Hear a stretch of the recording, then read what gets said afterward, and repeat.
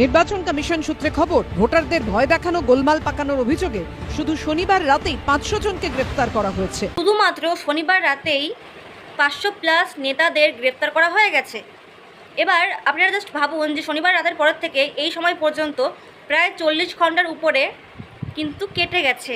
তাহলে আরও কত নেতা গ্রেফতার হতে পারে বলে, যেহেতু এই এখন আমার কাছে এই আপডেটটা আসলো, আমি খবরে দেখলাম, তো জাস্ট আপনারা ভাবুন, একটু আন্দাজ করুন যে তাহলে এই 40 ঘন্টার মধ্যে আরও কত নেতা গ্রেপ্তার হতে পারে।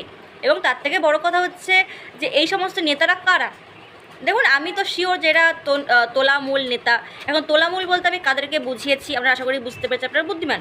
তো এবার আপনাদের কী মনে হয় যে এরা কোন নেতা, কোন দলের নেতা এবং কারা?